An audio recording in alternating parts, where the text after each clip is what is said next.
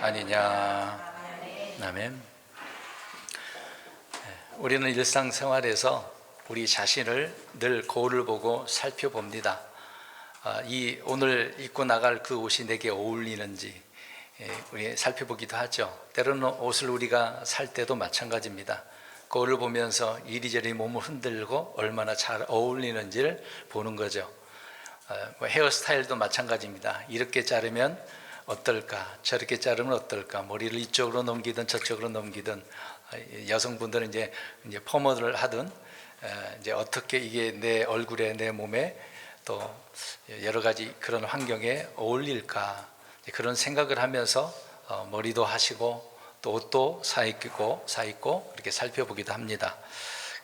그런 일상생활에서 우리는 늘 이렇게 나와 맞는 부분을 찾아보려고 하는 거죠. 우리 기독교에 하는 말과 용어하고 상관없는 부분이지만 흔히 사람들은 일상생활에서 여자와 남자와 또 다른 부분이 있어서 궁합이 맞냐라는 말을 하죠. 그 의미는 한마디로 서로 어울리느냐, 잘 짝이 맞냐, 그런 의미가 되지 않겠습니까? 세상에서도 그런 식으로 적용을 해서 내게 어울리는지 맞는지 이제 살펴보는데, 우리 그리스도인들은 어떻습니까? 일상생활에서도 스스로가 그렇게 생각을 하고 있는데, 주님과 나와 관계 속에서 얼마나 내가 주님과 어울리는 삶을 살고 있는가 늘 살펴보아야 되는 거죠. 그래서 그리스도인으로서 우리는 그런 부분을 늘 인식하고 있어야 되는 것입니다. 또 그렇게 살기 위해서 먼저 하나님께서 자신을 사람을 자신과 어울리게 하기 위해서 먼저 이스라엘 백성들을 택하셔서 또 말씀을 주시고 그들과의 관계를 형성하시지 않습니까? 근데 이스라엘 백성들은 가나안 땅에서 하나님과 잘 어울리도록 말씀과 함께 살아갔어야 되는데 그러지 못함을 보는 거죠.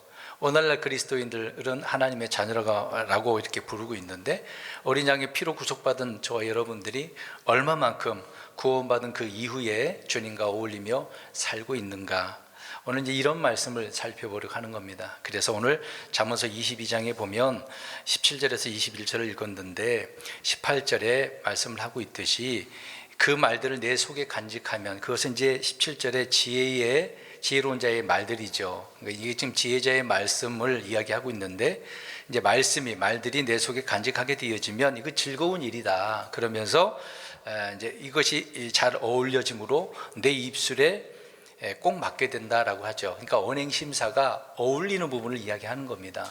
말들이 나를 조화롭게 만드는 그 의미를 말하고 있는 거죠.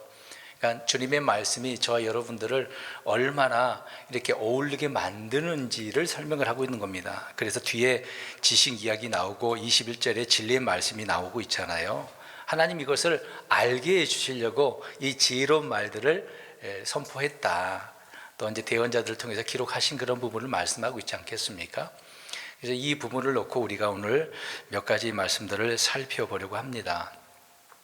성경을 보니까요, 그러니까 다른 표현으로 생명의 말씀이라고 표현하잖아요. 우리가 흔히 이제 하나님 앞에 은혜의 말씀, 복된 말씀, 생명의 말씀, 진리의 말씀, 오늘 기록도 그렇게 되어 있지만 앞에다 뭔가 붙여서 그 말씀의 의미를 갖다가 이야기하고 있는 거죠. 근데 생명의 말씀, 다른 표현으로는 살아있는 말씀이잖아요. 생명은 살아있는 거잖아요. 그렇게 성경은 말합니다. 그래서 그런 것처럼 사도행전 7장에도 그렇고 히브리서 4장에도 생명의 말씀, 살아있는 말씀이라고 나와 있습니다. 그러니까 하나님의 말씀은 죽은 말씀이 아니라 어떤 말씀이라고요? 살아있는 말씀. 그러니까 살아있는 말씀이라고 하는 것은 다양한 의미가 또 있겠습니다만은 중요한 뜻은 살아계신 그 하나님의 말씀이라는 얘기예요. 그러니까 하나님은 살아계시니까 살아있는 말씀이라고 성경을 이야기하고 있는 거죠. 이게 성경은 몇천 년 전부터 이렇게 기록되어져 있지만 이 말들이 기록된 어휘들이잖아요. 이런 말들이 죽은 언어가 아니란 말입니다. 살아있는 말씀이라고 성경은 그렇게 언급을 하고 있는 거죠. 죽은 사람들의 말도 아니고 또 죽은 자가 남긴 말, 어떤 멋진 말도 아니고, 세월이 아무리 흘러도 오래되어도 옛날 용어, 그러니까 흔히 이제 고어라고 하잖아요. 사어, 이제 죽은 언어라고 표현한 사람도 있습니다만은 주님의 말씀은 그렇지 않죠. 영원히 살아있는 말씀이라고 이야기합니다. 그래서 나중에 없어지는 말씀이 아니에요. 영원한 말씀이라고 나옵니다. 말쟁이들 중에서 이제 철학자들이나 이제 어떤 공부 많이 한 사람들이 표현하는 거죠. 이제 그들은 뭐 철학이나 문학은 뭐 클래식이라고 표현하면서 성경이 특히 킹제임스 성경을 그렇게 표현합니다. 이제 목회자들 가운데서도 그렇게 저한테 이야기한 분들도 있더라고요. 우리 안중에 있었을 때 한 목사님을 우리 침례교 아닙니다. 다른 침례교 목사님이 이제 킹제임스 성경을 좀 이야기하니까 뭐 고어 아니냐고 표현하더라고요. 옛날에 쓰던 말인데 지금 그거 쓰겄냐 이런 식으로 표현합니다. 쓰지 않는 용어라고. 그렇지만 킹제임스 성경 영어는요 옛날 그런 말로 기록되어 있지만 지금도 사용되고 있습니다. 지금 뭐 새로운 말들이 신조어들이 나오니까 그렇게 생각을 하겠지만 하나님의 말씀은 죽은 그런 언어가 아니다라고 하는 거죠. 저 여러분들이 지금 읽고 있는 성경은 이제 하나님께서 말씀하신 분인데 그 말씀하신 분이 죽은 하나님이 아니라 살아계신 하나님으로서 우리에게 말씀하고 있단 말입니다. 그래서 우리는 읽고 듣고 또 깨닫고 그러잖아요. 만약에 죽었다라고 하면 교훈을 얻을 수는 있겠습니다만은 하나님의 말씀 그렇다고 한다면 우리에게는 하나의 그냥 종교 경전이 될 수밖에 없는 겁니다. 우리는 종교 경전이 아니잖아요. 그런 경을 읽는 게 아니란 말입니다. 살아있는 말씀을 읽는 것이지. 말씀을 듣는 자는 살아계신 하나님 앞에서 듣고 그 살아있는 말씀을 또 깨달았으니까 그 말씀대로 사는 것이죠. 지금 살아계신 그 하나님, 이 성경이 그런 말씀이라는 것입니다. 그래서 죽은 자의 그 저자의 책이 아니라 살아계시는 자의 책을 보고 읽고 있다라는 말씀이죠. 이와 달리 앞에서 좀 이야기한 것처럼 세상의 모든 종교 경전이나 어떤 철학자들의 그런 말들은 그냥 사람의 말들이죠. 그들은 지금 살아 있습니까? 과거의 철학자 할지라도 다 죽어 있잖아요. 지금 이런 철학자들도 앞으로 죽을 자들이고 그들이 아무리 무슨 말을 해도 좋은 말을 만들어도 죽은 자의 말이 될 수밖에 없습니다. 뭐 공자, 맹자, 노자, 뭐 장자, 뭐 철학자들, 그리스 철학자들 유명한 자들 얼마나 많습니까? 아리스토텔레스, 뭐 소크라테스, 플라톤, 흔히 이제 그런 유명한 사람들을 가지고 그들이 이런 말을 했다라고 말을 하잖아요. 심지어 목회자들도 철학자들이 뭐 소크라테스가 뭐라고, 스피노자가 뭐라고 그러고 갖다 그런 말을 하잖아요. 그런 죽은 자들의 말이죠. 살아있는 말씀이라고 할 수 없는 거 아닙니까? 그러니까 종교 경전은 죽은 자들의 말이에요. 고전 철학도 마찬가지고. 이런 죽은 자들의 말을 살아계신 하나님의 그 말씀과 비교해서 같다는 식으로 말하는 흔히 이제 종교적인 그리스도인들이 얼마나 많습니까? 말도 안 되는 거죠. 이런 자들이 교회 들어오고 와서 오히려 교회를 어지럽게 만들고 과연 그런 자들이 구원받은 자들인지 알 수가 없죠. 그들은 마귀의 사역자라고 볼 수밖에 없습니다. 어떻게 하나님의 말씀을 그렇게 취급을 하냐고요. 같이 견주어 줄 수도 없는 그런 것들, 사람의 말과 일맥상통하고 같은 의미다고 그렇게 말할 수 있겠습니까? 영이요 생명이 계신 그분의 말씀이 속에 거하고 거듭난 생명을 가진 그런 사람이라고 한다면 결코 이런 말을 할 수 있는 게 아니잖아요. 그래서 세상은 주님의 말씀을 받아들이지 못해요. 왜요? 진리의 영의 말씀이라고 이야기하기 때문에. 진리가 없으니까 그렇게 사람들은 받아들이지 못하는 거죠. 또 본성에 속한 사람들은 하나님의 영의 것들을 받아들이지 않는다고 이야기합니다. 왜 그러냐면 주님의 진리의 말씀은 서로 이렇게 연결되어져 있기 때문에 그러는 거죠. 그래서 살아계신 분의 말씀들을 알 수도 없고 깨닫지도 못하고 영적 분별도 할 수 없는 게 이 주님의 말씀인 것입니다. 그러니까 죽은 자들은 결코 아무리 똑똑해도요, 세상에 엄청난 지식을 가지고 있다 하더라도 주님의 말씀들을 깨달을 수가 없는 것입니다. 그래서 보면 죽은 자들의 말, 그런 말들은 죽은 자들에게 어울리는 거예요. 이 죽은 자들을 이제 불신자라고 표현하지 않겠습니까? 그러니까 불신자들에게는 죽은 자들의 말과 어울려요. 하나님의 말씀과 전혀 어울리지 않는단 말입니다. 반면 살아계신 분의 하나님의 말씀은 살아있는 자들, 우리 그리스도 믿는 자들 아닙니까? 얼마나 잘 어울리는지 모릅니다. 이런 말씀이 자신의 마음을 혹시 마음에 찌르는 칼처럼 찌르는 것처럼 느껴지고 있다고 한다면 회개하고 주님의 말씀을 받아들이면 되겠죠. 주님께서 우리 안에 부족한 것이 있음을 보시고 때로는 책망하시고 지적을 하실 때가 있어요. 그럴 때 우리는 올바른 자세로 주님의 말씀을 받아들여야 되는 거잖아요. 삐딱하게 받아들이는 게 아니라 제가 잘못했군요. 하나님 용서해 주세요. 고쳐주시고 바르게 신앙생활 할 수 있도록 도와주세요. 그게 건전하고 올바른 것 아닙니까? 그래서 주님께서는 한 예로 명절에 요한복음 5장에 보면 명절에 유대인들과 또 그들의 이제 안식일 문제 때문에 뭔가 말씀을 하시면서 그들에게 부족한 것이 무엇인지를 말씀해 주고 있습니다. 요한복음 오늘 이제 펴보세요. 요한복음 5장 38절과 42절 말씀입니다. 오늘 잠언서를 이야기하고 있는데 잠언에서는 어울려야 된다라고 하는 말씀이 나오죠. 그래서 오늘 제목을 뭐라고 했습니까? 신자에게 어울리는 삶은, 이렇게 해놨어요.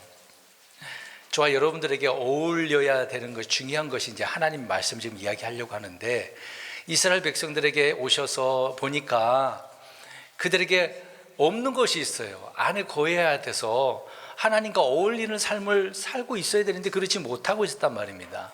그래서 하나님과 어울려야 되는 아주 중요한 것 두 가지를 주님께서는 이 두 구절 속에서 책망을 하고 계시는 것을 보고 있습니다. 그것이 뭐예요? 38절에 뭐가 없어요? 그들 안에 말씀이 없어요. 그리고 42절에는 하나님을 향한 뭐가 없어요? 사랑이 없어요. 말씀과 사랑, 오늘 이 두 가지 이야기가 하려고 합니다. 이 두 가지가 얼마나 중요한지를 우리는 알 수가 있습니다. 막 간단하게 말씀, 사랑 다 알고 있는 것처럼 생각할 수도 있는데 들어보셔야 되는 거죠. 중요한 부분입니다. 신앙생활에 자부심을 가지고 있었던 유대인들에게 오늘 요한복음 5장 38절과 42절에 이 말씀은 어떻게 보면 그들에게는 모독이죠. 이 두 가지를 빼면 그들은 그냥 시체예요. 왜 그러냐면 그들은 늘 그렇게 자신들은 하나님의 율법, 이렇게 말씀과 그리고 하나님을 뜨겁게 사랑했다고 생각을 하고 있었기 때문에 그렇거든요. 근데 주님이 볼 때는 아니다라고 이야기하고 있는 거예요. 늘 그들의 유일한 자랑거리고 삶의 의미가 말씀이고 사랑이었다고 주장을 했거든요. 하나님을 잘 믿고 하나님을 사랑한다는 것, 이 하나로 자신들의 어떤 기득권을 유지해 왔고 또 바리새인들과 유지했던 그런 서기관들 아니었습니까? 그러나 주님은 냉철하게 그들이 가지고 있지 않았던 중요한 것 두 가지를 말씀해 주고 있는 거예요. 근데 사실 더 말씀드리기 전에 이미 이런 말씀들이 하나님과 어울리는 것이 있고 안 어울리는 것이 있는 것을 이야기해 주고 있거든요. 레위기서를 보면 그런 부분이 있습니다. 이제 하나님 앞 드리는 여러 가지 것들이 있잖아요. 번제 의물, 음식 의물, 화평 의물, 죄 의물, 범법 의물, 소제, 거제 그런 것들이 있잖아요. 요제도 있고. 그 내용 중에 레위기 2장 11절에 나오는 말씀이 있거든요. 근데 그 내용을 보면 거기에 음식 헌물 중에서 누룩은 전혀 성경에 좋은 의미로 쓰인 적이 한 번도 없다고 그랬습니다. 그래서 누룩은 같이 넣으면 안 돼요. 음식 헌물은 이제 빵을 만들어서 드리는 거거든요. 거기다 누룩을 넣어서 만들지 말라고 그랬습니다. 그러니까 빵을 그냥 순수하게만 어떤 기름과 섞어서 이렇게 만드는 거죠. 근데 화제 허물 안에 누룩이나 꿀을 같이 넣지 말라고 그랬어요. 여러분, 이게 희한한 말씀 아닙니까? 오늘 말씀 설명하려고 예를 들어서 하나 더 어울리지 않는 것을 먼저 설명을 드리는 거거든요. 왜 하나님 앞에 드릴 때 꼭 누룩은 넣지 말라고 하는데, 근데 누룩하고 같이 넣어서는 안 되는 것을 이야기하고 있어요. 꿀이라고 그랬습니다. 꿀은 성경에 어떤 의미를 말할까요? 그냥 우리가 먹는 달다 그렇게 생각하지 말고 말씀, 성령, 우리의 즐거움, 행복을 이야기하고 있는 거거든요. 근데 예수님은 이 땅에 이제 과거에 오셨을 때 슬픔의 사람으로, 고통의 사람으로 오시지 않았습니까? 피를 흘리시는 그런 분이잖아요. 자신을 희생물로 드리신 분 아니겠습니까? 이게 꿀이 이제 그런 거라고 한다면 예수님과 반대되는, 어울리지 않은 이 죄라고 하는 것이 있단 말이에요. 같이. 그래서 하나님 앞에 뭔가 드릴 때, 희생물을 드릴 때는 절대로 누룩이 들어가서는 안 되는 거거든요. 그래서 함께 하지 말라 그랬습니다. 왜? 서로 어울려요, 안 어울려요? 안 어울리기 때문에 그렇다라고 하는 것입니다. 절대로 넣어서는 안 되는 거예요. 같이 해서는 안 되는 겁니다. 근데 어떤 예는 성경에 보니까 누룩과 함께 넣는 거 딱 한 가지가 나와요. 한 번만 나와요. 그 외에는 넣어서는 안 돼요. 근데 이 부분도 뭐냐면은 자기 자신을 위해서 나를 드릴 때는 괜찮아요. 그러니까 주님을 의미할 때는 넣으면 돼요, 안 돼요? 안 돼요. 나 자신을 드릴 때는 넣어도 되는 부분이 있거든요. 로마서 12장에도 우리가 하나님 앞에 영광을 돌릴 때 나 자신을 드리라고 하잖아요. 그 나를 드릴 때는 이 누룩이 들어갈 수도 있는 것입니다. 왜요?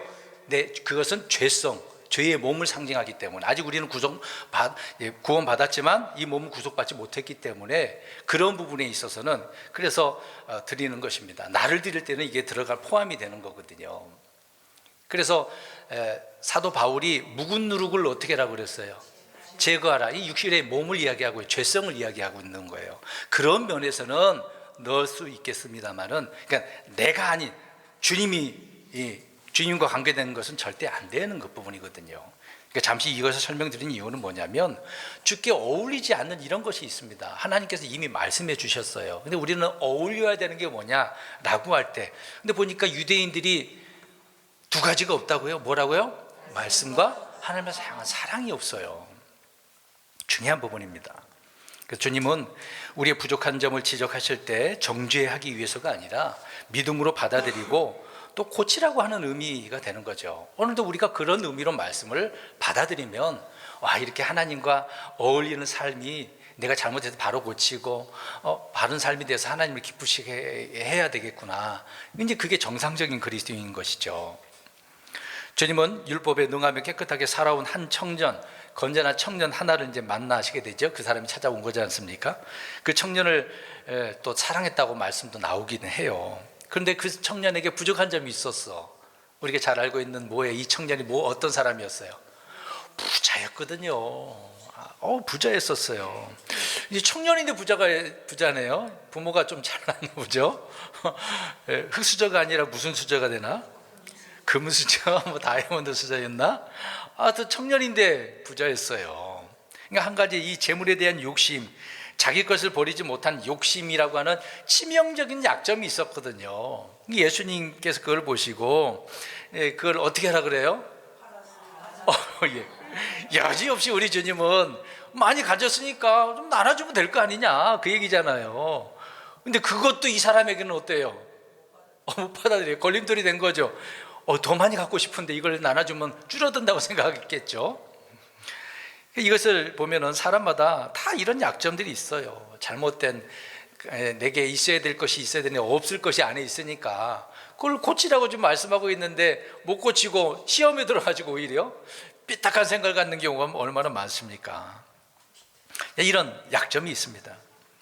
어떤 사람은 다 좋은데 인내심이 없는 사람도 있잖아요. 담력이 없고 지혜가 없고 믿음이 없고 또 고집이 세고 탐욕이 많고 자존심이 또 센 사람도 많아요. 세고 강한 것들이 얼마나 많습니까? 이런 것들이 큰 문제잖아요. 이런 약점을 말씀을 통해서 우리에게 책망하시고 지적하시고 깨달으라고 하고 계시는데 삐딱한 생각, 마음을 가지면 안 되는 거잖아요. 바리새인들은 믿음이 없으면서도 자존심이 강했거든요. 이런 말씀을 들으니까 마음이 녹아져요? 유대인들이 그 당시에? 아니라 오히려 마음이 강팍해져요. 우리를 이렇게 자존심 상하게 만드는 거야? 우리가 지금까지 해왔던 거 얼마나 하나님을 뜨겁게 사랑하고 율법대로 살았는데, 바벨론에 이제 포로로 잡혀가서 이제 70년 만에 돌아왔잖아요. 그 이후로 이스라엘 백성들 우상 숭배 안 했거든요. 철저히. 그러니까 말씀과 그 위에다가 고전 유전 어떤 사람들의 전통들을 더 세워버렸기 때문에 나름대로 우리는 뜨겁게 하나님을 이렇게 섬겼다, 그렇게 자부했던 사람들 아닙니까? 그런데 주님이 보실 때는 뭐가 없어요? 두 가지. 말씀과 하나님을 향한 사랑이 없어. 사랑이 없어요. 근데 비단 그들만의 문제는 아니잖아요. 오늘날 그리스도인들도 같은 맥락 아닙니까? 우리가 더 유대인들보다 뛰어난 믿음을 가지고 있다고 생각하지 마시라고요. 우리에게 주신 것이 더 크고 놀라운 것이지만, 그렇지만 볼 때는 별반 다름이 없습니다. 계시록에 7교회가 나오지 않습니까? 각 교회별로 칭찬하시고 책망도 주셨어요. 어떤 교회는 서문화 교회 같은 경우는 책망이 또 없지 않습니까? 칭찬만 받기도 했잖아요. 에베소 교회는 무엇을 책망하셨어요? 뭐가 없다고 그랬어요? 첫사랑이 없어. 버가마 교회는 책망할 것이 있다고 그랬는데 발람의 교리가 있어갖고 희생물을 먹게 하고 음행하게 만들었다고 하잖아요. 또 두아디라 교도 이세벨이라고 하는 여자를 용납했다고, 그래서 음란하게 만든 거죠. 라오디가 교회는 어떻습니까? 거기도 부자예요. 근데 벌거벗은 수치, 눈이 안 좋으니까 뭘 바르라 그래요? 안약을 사서 바르라고. 이렇게 책망을 하고 있는 겁니다. 그럼 이런 책망을 들었으면 내가 이렇게 크게 잘못하고 있구나 깨달아야 되는 거잖아요. 그래서 계시록 3장 19절에 보면 내가 사랑하는 자들을 다 내가 책망하고 징계하노니 그러므로 열심을 내고 회개하라. 책망하면 열심을 내고 어떻게 해야 돼요? 회개하고 주님 잘못했습니다. 자복해야죠. 주님은 사랑하는 자들을 이렇게 책망하시고 징계하시고 말씀을 보내시지, 상관도 없는 사람들을, 주님과의 관계가 어울리지도 않는 사람들에게 징계하지 않는단 말입니다.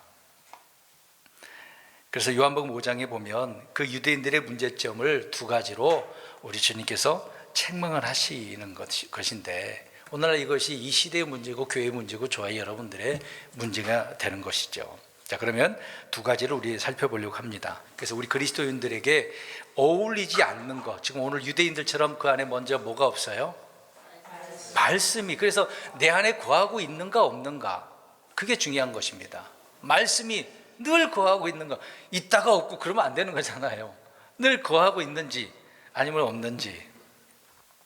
왜 이렇게 중요한지 아십니까? 말씀에 따라서 그 효과적이고 부수적인 놀라운 일들이 얼마나 많이 일어나는데요. 그 중에 하나를 먼저 말씀드린다면, 말씀이 우리 안에 거하지 않으면 기도도 안 될 뿐더러 한다 하더라도 기도 응답이 있겠습니까? 없어요. 기대할 수가 없습니다. 요한복음 15장에도 그런 말씀이 언급되어져 있는데, 성경을 읽고 묵상하는 일은 성경에 대한 어떤 지식 외에 부수적인 영적 유익이 우리에게 얼마나 많은데요. 그 중에 단연 이렇게 기도가 풍성해지고 기도 응답이 넘치게 되는 것이 이 말씀 아닙니까? 그래서 늘 강조하지만 그냥 내 생각대로 아무렇게나 기도하지 마시고 말씀 가지고 기도하시라고요. 우리 하나님은요, 자신이 하는 말씀을 꼭 이루시고 지키시는 분이거든요. 나 자신의 말보다도 하나님 자신의 말씀을 지키시는 분이라고 말씀하고 있습니다. 하나님 이렇게 약속하지 않으셨습니까? 그 말씀대로 이루어달라고 하는데 하나님이 그런 기도를 하는 자신의 자녀에게 나 몰라라고 입 싹 닦아버리고 모른 체 하고 계시겠습니까? 말도 안 되는 거죠. 말씀이 우리 안에 거할 때 우리는 그래서 기도 생활이 달라지는 거거든요. 그래서 말씀이 있느냐 없느냐에 따라서 이 놀라운 일이 있냐 없냐 그렇게 달라지는 거죠. 또 하나는 말씀이 안에 거하지 않으면 영적인 교제를 할 수가 없어요. 주님뿐만 아니라 우리 믿음의 사람들끼리도 교제가 안 된단 말입니다. 반면 그리스도의 말씀이 우리 안에 거할 때 우리는 서로 성도들 간에 영적 교제를 나누게 되죠. 그래서 늘 우리 성도님 교회를 위해서 기도할 때 믿음과 사랑과 교제가 있게 해달라고 반드시 그렇게 기도하거든요. 그냥 대충 만나서 사교적인 그런 게 아니라 영적인 교제를 늘 나눌 수 있는 교회, 성도가 되게 해달라고요. 말씀이 없는 사람들은 세상 이야기로 늘 그 화제가 그래요. 정치 얘기하고 이 세상의 것들 어디 놀러 갔다 왔느냐, 뭐가 어쩌냐. 물론 그런 얘기도 할 수 있다고 봐요. 근데 항상 모여서 그런 얘기만 한다면 뭐가 없는 거예요? 말씀이 없는 거거든요. 우리 속에 말씀이 풍성할 때는 그래서 성경에 시와 찬송과 감사, 영적인 노래 그렇게 나오잖아요. 그런 관계가 되어지는 것입니다. 이런 영적 교제를 누려야 되는데요, 그리스도인들이 모여서 영적 교제가 되지 않는다라고 하는 것은 말씀이 없기 때문에 그렇습니다. 교회가 오늘날 사람 만나는 그런 사교 클럽이 되어서야 되겠습니까? 미국에 가면 그런 일이 벌어진다고 하더라고요. 특히 LA 가서 보면 주로 한인들이 많으니까 교회 서로 같은 교인인데 같이 이혼하고 결혼하고 그런 일이 계속 반복된다고 하잖아요. 이게 문제가 많죠. 그게 영적 교제가 아니라 사교 클럽이 되고 있는 것이죠. 성경을 공부하고 묵상하는 사람들이 아니기 때문에 그러는 것입니다. 또 말씀이 우리 안에 거하지 않으면 주님의 제자가 될 수 없다고 예수님께서 요한복음 8장 31절에 말씀하고 계셔요. 그러니까 말씀이 안에 없으면 주님의 제자가 아닌 거죠. 그냥 주님의 자녀는 될 수는 있어요. 근데 제자는 말씀대로 살아가야 되는 거거든요. 그러니까 구원받는 것은 누구나 쉽게 될 수는 있어도 제자 되기에는 좀 어려운 면이 있겠죠. 그래서 말씀이 중요한 것입니다. 또 하나는 말씀이 안에 없다라고 하는 것은 이사야 8장 20절의 말씀에 따라서 보면은 내 안에 빛이 없다는 거예요. 빛이. 우리는 이 세상의 빛이라고 하지 않았습니까? 제가 기도할 때도 빛과 소금에 대한 그런 기도를 했는데, 세상에 나가서는 빛의 자녀로서 빛을 증언해야 되잖아요. 내가 비추는 등불인데, 이 세상에 비추는 등불로서 드러나야 되는데 빛이 아니라 어둠으로 채워졌다 한다면 어떻게 밝힐 수가 있겠습니까? 지금은 예수님이 계실 때는 밝은 낮이었지만 예수님이 하늘로 올라가신 이후에는 지금 이 세상은 밤이에요. 이 밤을 밝히는 것은 하늘에 떠 있는 게 뭐가 있습니까? 별보다 달이죠. 달은 교회를 상징하잖아요. 그러면 달이 밝으려면 지구와 가까이 있으면 밝게 빛납니까? 태양과 가까이 있으면 밝게 빛납니까? 그렇죠. 이 지구라고 하는 세상과 같이 바짝 붙어 있으면 밝지는 않아요. 그런 의미도 있습니다. 여러분, 그래서 말씀이 내 안에 거할 때 내 안에 막 뜨거운 열기가 솟아나고 환희와 기쁨이 넘치는 거죠.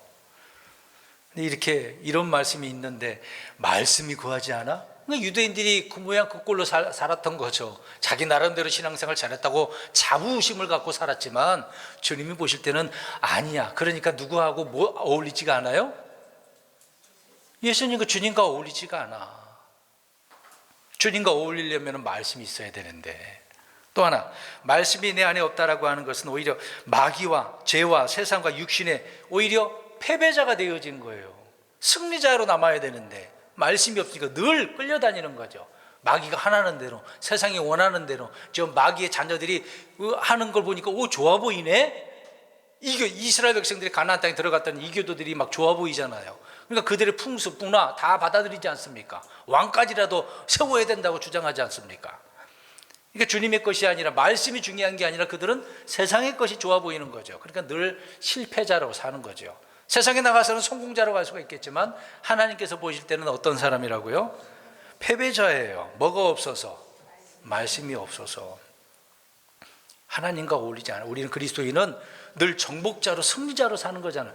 예수님이 이겼잖아요. 승리하셨잖아요. 그 이기는 믿음 또 우리에게 주셨잖아요. 늘 우리는 살아가는 삶 속에서 승리자로 살아가야 되는데 패배자로 살고 있다고 한다면 뭐가 없는 거예요? 말씀이 없는 거죠. 두 번째, 또 다른 말씀을 보면 내 안에 말씀이 없다라고 하는 것은 열매를 맺을 수가 없거든요. 왜요? 하나님 말씀은 씨 뿌리는 그 씨앗을 이야기하잖아요. 이 주님의 거듭남은 말씀을 통해서만 이루어지는 거고, 믿음도 생기려면 말씀이 있어야 돼. 들음에서 난다고 하지 않습니까? 그 말씀이 뿌려지면 30배, 60배, 100배의 열매를 맺는다고 하는데, 근데 보세요. 더 많은, 그러면 100배의 그 열매를 얻으려면 씨를 더 많이 뿌려야 될까요? 문제는 뭐가 중요한 거라고 그랬어요? 씨를 뿌리려면 4가지 밭이 나오잖아요. 좋은 밭, 옥토밭을 이야기하고 있지 않습니까? 좋은 땅에 씨앗이 뿌려져서 그러는 거거든요. 그럼 그 좋은 땅이 내 안에 딱 둘 수, 열매 맺게 할 수 있는 뭐가 있어야 되는 거죠? 말씀.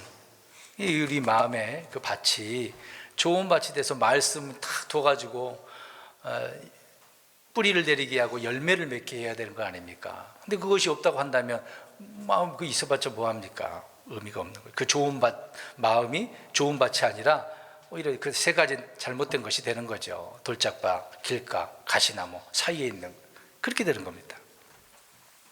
시간 관계에서 더 이제 빨리 넘어가고, 말씀이 내 안에 거하지 않는다는 것은 이런 사람들은 성장할 수가 없어요. 늘 갓난아기가 되는 겁니다. 그래서 갓난아기는 항상 주세요 라고, 나밖에 몰라. 내꺼 나. 자기 이름 부르죠. 자기 모르서 내 거, 아영이 거, 이진이 거, 이런 식으로 나오는 겁니다.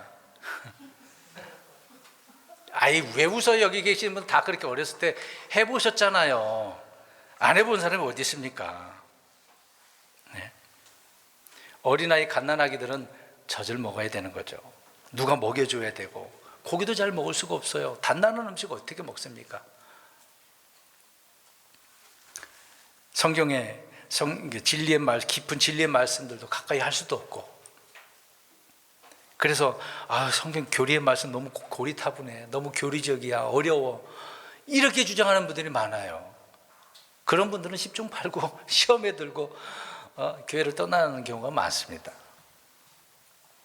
그래서 사도행전 6장과 12장에 보면 하나님의 말씀이 있으면 그 말씀이 막 막 증거하여 막 자라나게 되어지고, 생명이 있으니까, 살아있으니까. 또 하나, 말씀이 없다라고 하는 것은 거룩함이 없는 거예요. 교회와 성도들의 또 가정과 신자들의 영적 생활을 보면 그렇게 좋지는 않지 않습니까? 그 안에 말씀이 없기 때문에 그러는 거죠. 이 부분에서 마지막으로, 말씀이 내 안에 없다라고 하는 것은 믿음이 없는 거거든요. 왜요? 믿음이 생기려면 뭘 들어야 돼요? 말씀을 들어야 되잖아요. 이렇게 성경은 말을 하잖아요. 믿음의 말씀이라고 하는 건 믿음을 생성해 주는 말씀인데, 말씀이 없어요? 어떻게 내가 자라나고, 어떻게 기도 생활할 수 있고, 하나님과 어울리는 삶을, 거룩한 삶을 살아갈 수가 있겠습니까? 예수님께서 보실 때 유대인들이 그 모습을 보는 거죠. 야, 말씀도 없는데 저렇게 열심을 다하고 있네. 칭찬해 주는 게 아니라 지금 책망하고 있는 거거든요. 여러분, 칭찬 듣는 게 좋아요? 책망 듣는 게 좋아요?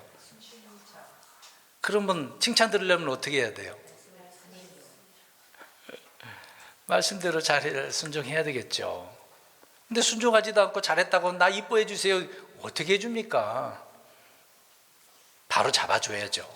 야, 그거 잘못됐다. 야, 너희 속에 말씀이 없는데 너희들이 어떻게 올바른 신앙생활을 할 수가 있겠냐. 나하고 전혀 안 어울려. 그 말씀을 하고 있는 거거든요. 그러니까 입으로 들어가는 것은 깨끗하는데 나오는 것은 어때요? 이들에게서는 더러운 것이 나오는 거예요. 안 어울리는 거잖아요. 깨끗한 것 들어갔으면 깨끗하게 나와야죠. 내 마음이 깨끗한 것으로 말씀으로 변화돼서 올바른 것이 나와야 얼마나 주님과 어울리는 거 아닙니까? 하나님께서 그런 사람을 기뻐하시는 거죠. 두 번째로, 뭐가 없어요? 하나님을 향한 사랑이 없네요. 사랑 좋죠. 뜨겁게 막 사랑하고, 그렇죠? 자, 옆에 계신 분은 사랑하고 계십니까? 눈빛만 봐도 알아요? 막 그려져요?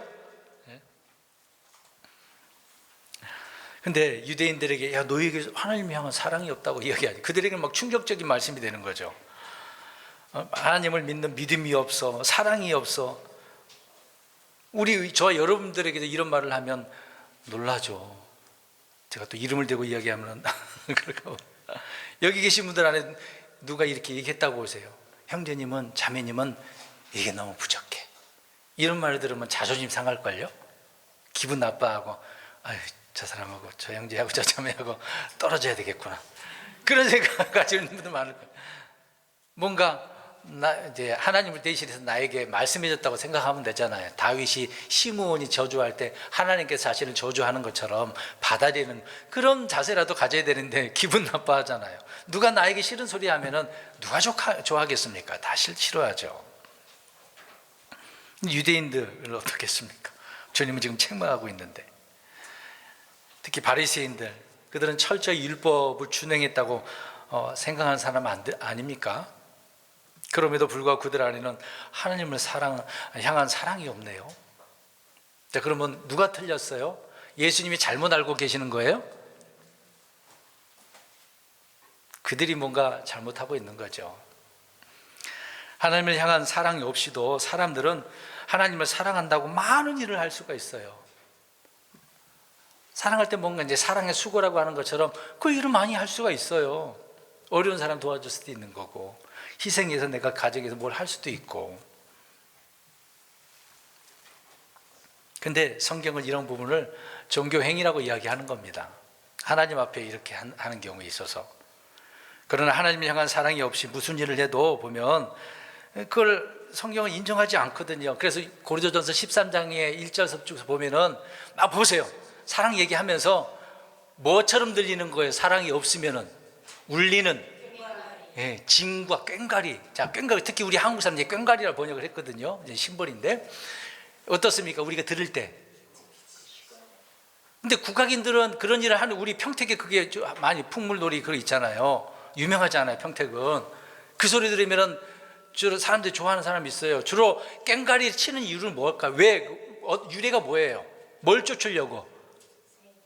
몰라요? 귀신, 마귀를 쫓는 그런 일을 할 때 시끄러운 소리를 쫓아낸다라고 하기 때문에 그걸 두드리는 거거든요. 그게 유래예요, 사실상. 그게 이제 문화로 정립되어져 있는 부분이 있겠지만. 근데 성경 바울은 왜 그런 얘기를 했을까요? 사랑이 없으면 아무리 무슨 일을 해도 뭐처럼 들리는 거예요? 아우, 시끄러. 이렇게 안 좋은 소리 들리는 거. 네가 뭘 해도 안 좋다, 안 어울린다, 그 얘기를 하고 있는 겁니다. 사랑이 없는데 아무리 뭘 해도 어울리지 않는다는 얘기죠.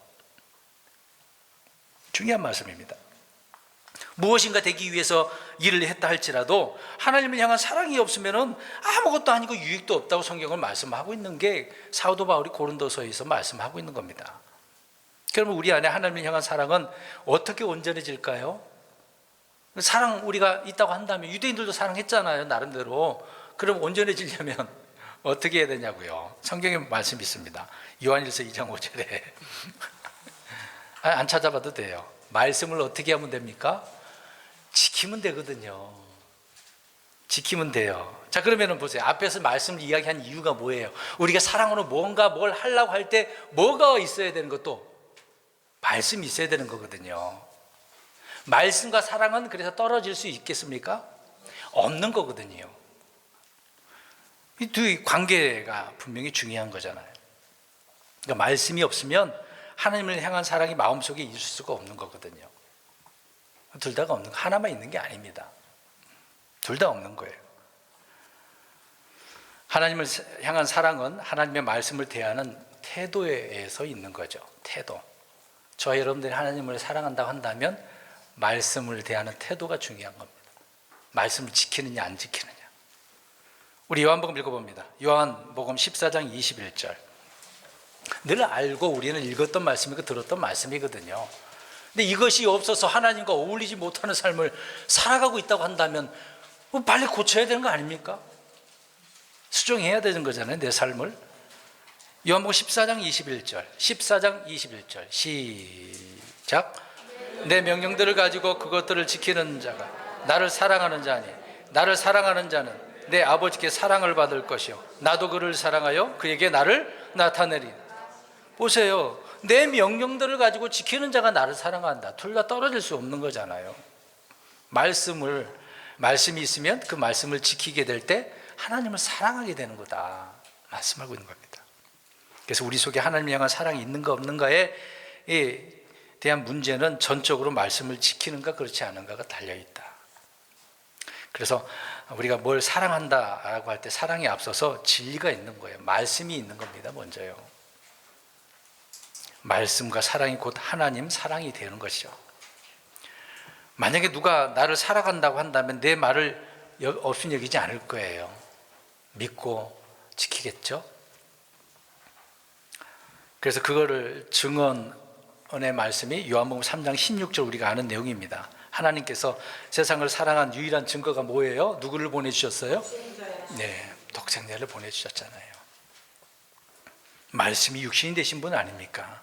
그런 분이 저와 여러분 안에 있다고 한다면 그 말씀 우리에게 명령하신 대로 순종의 삶을 살아갈 때 하나님을 사랑하는 거다. 그럴 때 하나님과 어울리는 은혜의 삶은 신앙생활이 기쁘고 행복한 거거든요. 그러니까 어울리지 않는 삶을 사람은 하나님 볼 때는 아무리 소용이 없단 말입니다. 자신이 나름대로 종교생활 잘해도.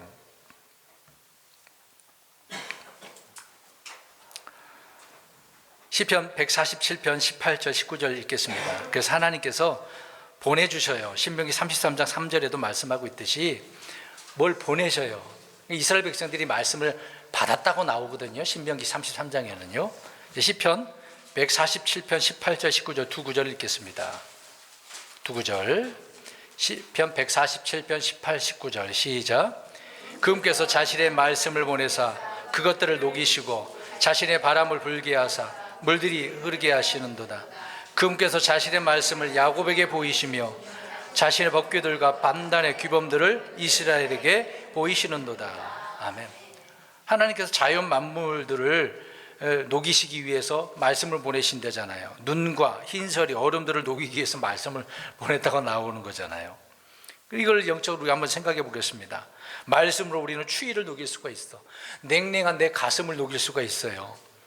교회를 막 뜨겁게 하고 나를 뜨겁게 말씀으로 막 기도를 열정적으로 할 수가 있고, 식어버린 형제 사랑을 뜨겁게 할 수가 있는 거고요. 복음 전도도 열심히 우리가 뜨겁게 할 수가 있는 거고요. 뭐가 있으면 그렇게 되는 겁니까? 말씀이 있어서. 그래서 사랑의 마음으로 충만해 가지고 그렇게 할 수 있는 겁니다.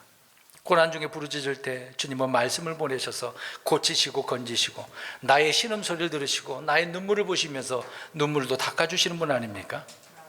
다윗은 하나님을 사랑하는 사람이라고 나오잖아요. 말씀을 사랑하기 때문에 말씀이 아닌 것들을 미워했다고 나옵니다. 그러니까 진리를 사랑하면 불법을 미워할 수밖에 없는 거거든요. 악을 싫어하고 증오하게 되어지는 겁니다. 근데 이 나쁜 것인데, 악한 것인데 증오가 안 돼, 미워해야 되는데 미워하지 않고 오히려 사랑스러워져? 이거 문제가 있는 거죠. 뭔가 잘못된 겁니다. 그러니까 이런 불법과 악과 죄에 대한 미움이 없이는 주님을 사랑할 수가 없는 거예요. 성경을 사랑할 수가 없습니다. 우리는 두 마음을 품어서는 안 되잖아요. 싫어할 것은 싫어하고 사랑할 것은 사랑해야 된다고 말씀을 하고 있는데 그게 성경적인 진리거든요. 주를 사랑하면 악을 미워하는 건 당연한 겁니다. 주와 어울리기를 원한다면 말씀과 이 사랑으로 늘 우리는 살고 있어야 되는 거거든요. 저와 여러분 안에는 하나님을 향한 사랑이 있습니까? 없다면 우리는 아무것도 아니에요. 유익도 안 돼. 신앙생활이 별로 그렇게 좋지도 않아요. 은혜도 넘치도 않고. 결론적으로 말씀드립니다. 성도 여러분, 혹시 내 안에 이 두 가지가 없습니까? 두 가지가 뭐라고요? 말씀과 하나님을 향한 사랑. 이 두 가지가 없고 다른 것이 들어와 있다고 한다면 그리스도인으로서 어울리지 않은 삶을 살고 있는 거 아닐까요? 다른 것이 있으면 그래요. 세상과 어울리는 삶을 살아가는 거잖아요. 세상과 친구가 되는 거고. 말씀과 사랑 이 두 가지만 있으면 그리스도인으로서 우리는 행복한 삶을 살고 있는 것입니다. 주님이 기뻐하는 삶을 살 수도 있는 것이고, 내게 잘 어울려서 오늘 잠언서에 말씀하고 있는 것처럼 입술과 행동이 꼭 맞게 되는 거예요. 야고보서에 쓴물과 단물 이야기 하잖아요. 그 입을 이야기할 때 하나만 나오면 돼요. 쓴 것만 나오든지 단 것만 나오든지 그래야 되는데 쓴 것도 나오고 단 것도 나온다는 문제가 있는 거죠. 우리는 한 가지만 잘 나오면 되는 겁니다. 좋은 것이 나와야죠. 주께서 원하시고 성경이 말하는 대로 그리스도인으로서 어울리는 삶을 살아가는 저와 여러분들이 되시기를 주의 이름으로